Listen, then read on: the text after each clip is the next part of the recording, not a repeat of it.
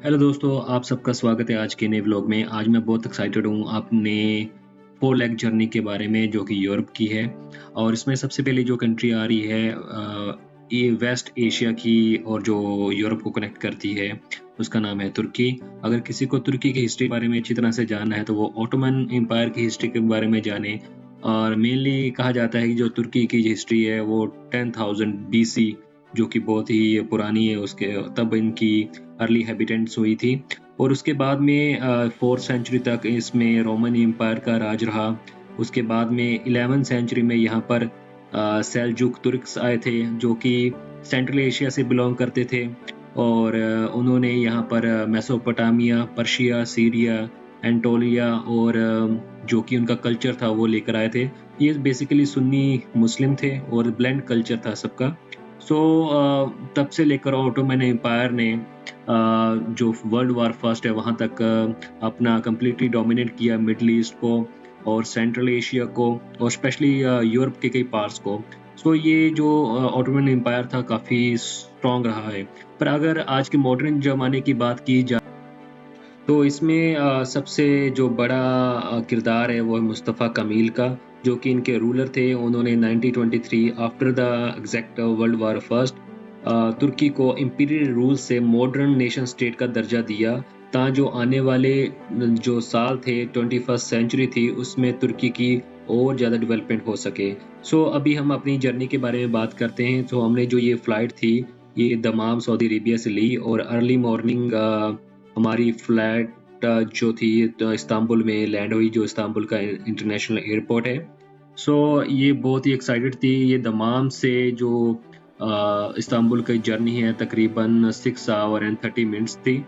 और early morning जब वहाँ पर आए तो बारिश हो रही थी, बहुत ठंड का टाइम, सर्दियों का टाइम उधर भी है इसलिए काफ़ी ठंड थी वहाँ पर। और सबसे पहले हमने जो ये हमारा होटल था वहाँ जाने के लिए हमने जो टैक्सी थी वो काफ़ी कॉस्टली है और हमने मेट्रो का यूज़ किया। और आपको पता होना चाहिए कि जो ये इसकी कंट्री की करेंसी है उसका नाम है लीरा।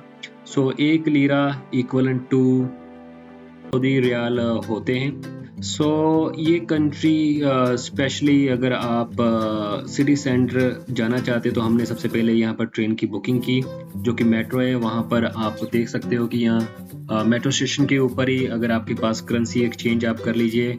और उसके बाद में जो ये वेंडर मशीन है यहाँ पर जो कार्ड था वीज़ा कार्ड वो एक्सेप्ट नहीं हो रहा था, इसलिए हमने अपने जो कन्वर्ट की हुई करेंसी वो यूज़ की। उसके बाद में यहाँ से हमें टिकट मिल गई। और जो ये वेंडर मशीन है ये काफ़ी हेल्पफुल है क्योंकि इस पे जो इसकी कॉस्ट है जो वन वे जर्नी या सेकंड वे रिटर्न जर्नी काफ़ी चीप होती है एज़ कम्पेयर टू टैक्सी। सो हमने जो ये अपनी मेट्रो स्टेशन है वहाँ पर बैठे रहे क्योंकि इनकी जो टाइमिंग है फ्रिक्वेंटली नहीं चलती। सो इस जो इंटरनेशनल एयरपोर्ट है यहाँ से जो सिटी सेंटर की जो जर्नी है तकरीबन हाफ एन आवर है बाय ट्रेन। सो हमने अपनी ट्रेन का इंतज़ार किया ट्रेन स्टेशन में बैठ के।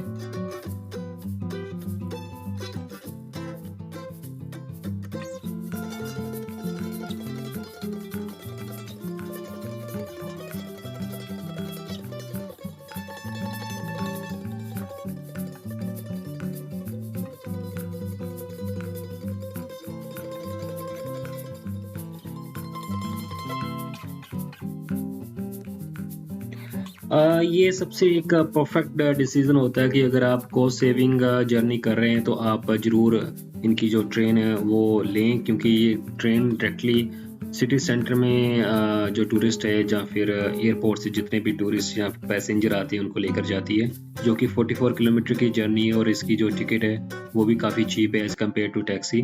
तो जब भी आप सिटी सेंटर में जाएं वहाँ पर ही होटल लें इसके नज़दीक ही, जो कि हमने ऐसा ही किया। सो जो होटल की कॉस्ट थी वो 250 लीरा थी पर नाइट। और ये कन्वीनियंट था, एक अटैच वॉशरूम था और एक बड़ा सा रूम था, डबल बेड था और एक बाहर का व्यू था जो कि तंग गलियां थी, पुरानी सोसाइटी जहाँ आर्किटेक्चर लग रहा था इस होटल का। उसके बाद में हमने मॉर्निंग में डिसाइड किया कि हम सबसे जो important and most famous place है यहाँ का ब्लू मॉस्क देखने जाएंगे जिसको सुल्तान अहमद मॉस्क भी कहते हैं। जो ये मॉस्क है अपने आप में एक बहुत बेहतरीन और शानदार नमूना है ऑटोमन एम्पायर का। क्योंकि जो ये हिस्ट्री है इम्पीरियल मॉस्क जो ये इस्तांबुल में लोकेटेड है, इसकी जो कंस्ट्रक्शन है 1609 और 1670 में कंप्लीट हुई थी। तकरीबन 8 से 9 साल इसको लगे थे अंडर दी अहमद रूलर जो इसको बनाने कंप्लीशन होने में। सो ये जो है मॉस्क ये हर साल यहाँ पर हज़ारों ही टूरिस्ट आते हैं इसको देखने के लिए, क्योंकि ये iconic and most popular monument है ऑटोमन आर्किटेक्चर का। सो अभी हमने जो सुबह की शुरुआत की थी तुर्किश खानों के साथ, और तुर्की आओ और तुर्की के खानों का आप एंजॉय ना करो ऐसा हो नहीं सकता।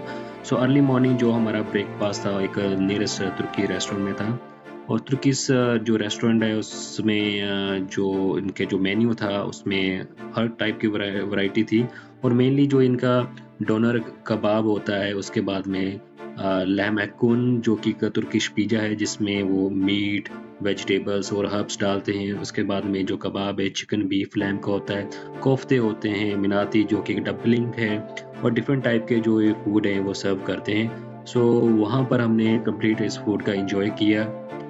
सो फूड की जो कॉस्ट है इतनी ज़्यादा नहीं है, वो भी कम प्राइस में है। तो ये नियर बाय एक रेस्टोरेंट था जो कि ब्लू मॉस्क के रास्ते में आता था। उसके बाद में हमने अपनी जो जर्नी थी बाय वॉक स्टार्ट की।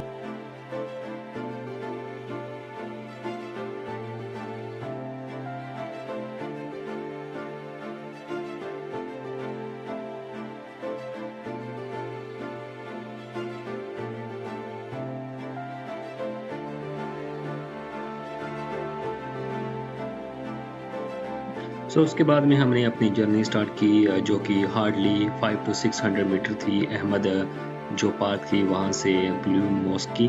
जो ये ब्लू मॉस्क है उस जब हमने ये विज़िट कर रहे थे उस टाइम अंडर कंस्ट्रक्शन थी, क्योंकि रेनोवेशन का काम होता रहता है यहाँ पर।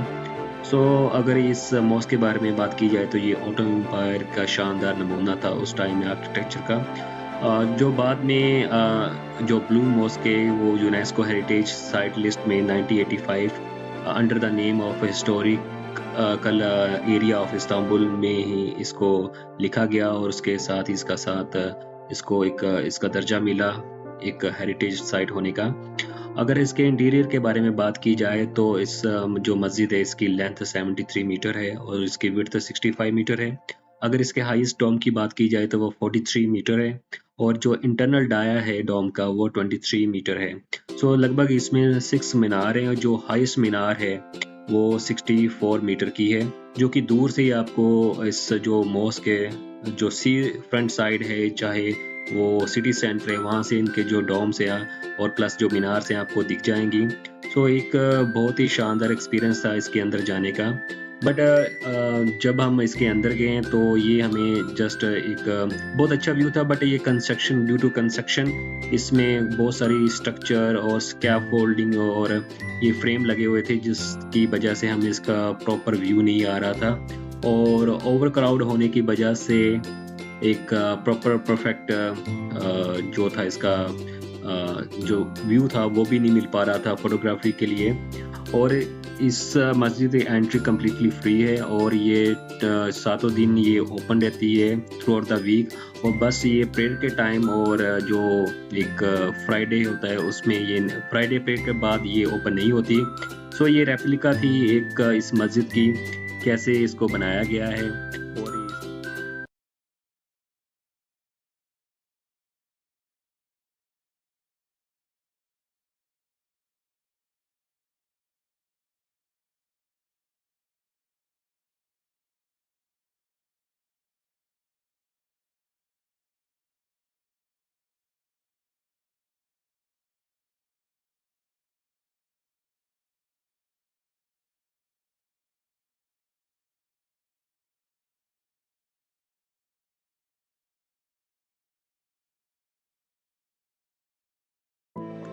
अगर इंटीरियर की बात की जाए तो सबसे जो मुझे अमेजिंग लगा कि इसका डोम और कैस्केडिंग सेमी डोम जिनकी हाइट तकरीबन 43 मीटर थी, और जो ये डोम्स हैं ये 4 मैसिव सिलेंड्रिकल पिलर के सपोर्ट से खड़े थे, और इसका जो इंटीरियर था अंदर की तरफ वो काफ़ी एक बेस्ट व्यू देता था डिज़ाइन के बारे में। और जो मुझे सबसे अच्छा लगा कि उसकी जो डेकोरेशन थी, जो लोअर वॉल थी मॉस्क की, स्पेशली जो गैलरीज़ थी, वो एक डिफरेंट काइंड ब्लू कलर की टाइल्स के साथ उन पे वर्क किया गया था। और उसमें बहुत सारे फ्लावर और जो गोल्डन कलर भी था और स्पेशली ब्लू कलर मुझे बहुत अच्छा लगा। सो ये एक बहुत शानदार ही कारीगरी का नमूना था, जो कि टाइल्स को ऐसे बनाया गया ऑटोमन एम्पायर में। So this was really fantastic to सी।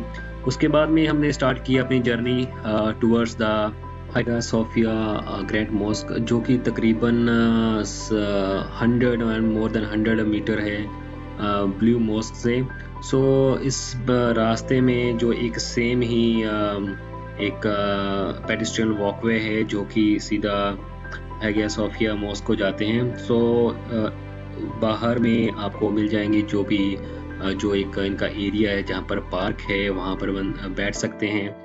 और इसके अलावा वहाँ पर जो लोकल वेंडर्स हैं वो अपना जो खाने पीने का मटेरियल सेल कर रहे थे। और काफ़ी अच्छा व्यू था, ये आप देख सकते हो। ये सेम वॉकवे है जो कि हागिया सोफिया मॉस्क को जाता है रास्ता। सो तकरीबन अराउंड 100 और 150 मीटर दूर है इस मॉस्क से। सो ये जो पूरा कॉम्प्लेक्स है जहाँ एक ही जगह पर ये दोनों मॉस्क बनी हुई हैं और इसके सराउंडिंग बहुत सारी पार्क हैं और विजिटर यहाँ पर आते हैं, देखते हैं। इनका जो लोकल टूरिस्ट हैं वो अपने गाइड है स्पेशली जो उनका टूरिस्ट को लेकर आते हैं। और यहाँ पर आपको बहुत अच्छा एक व्यू मिल जाता है फोटोग्राफी के लिए। और जो बाहर से जो लोग आते हैं इस चीज़ों का एंजॉय करते हैं। So thank you very much for watching for this video.